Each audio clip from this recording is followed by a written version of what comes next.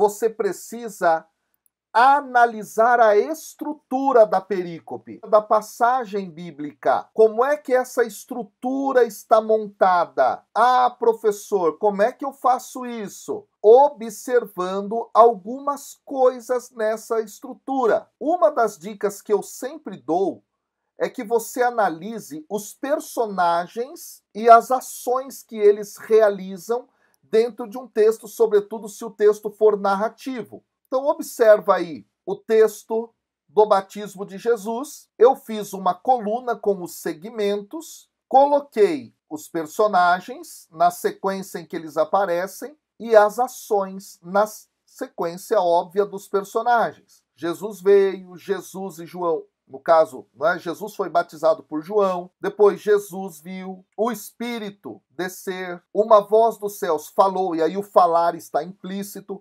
Então aqui nós descobrimos que há uma estrutura. Observe, primeiro o enfoque é dado na pessoa de Jesus, depois o Espírito e depois essa voz dos céus, que é a voz do Pai.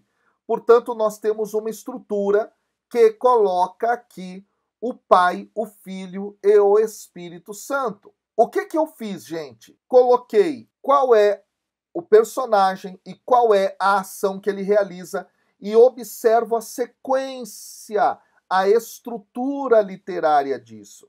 Esse é um exemplo muito interessante para você poder compreender que as estruturas são fundamentais. Vamos dar um outro exemplo para estudo da estrutura.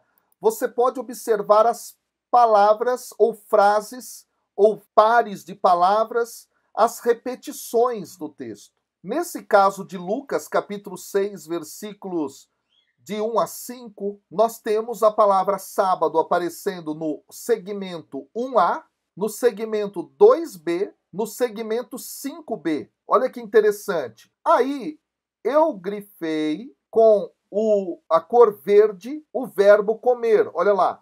Comiam, comeu, comer. Também a palavra pães vai aparecer 2 vezes, tá? Então, o que eu observei? Eu observei palavras que se repetem. Palavras que se repetem são sempre palavras importantes para a interpretação do texto. Nesse caso aqui, nós temos uma estrutura que vai ser colocada a partir da palavra sábado.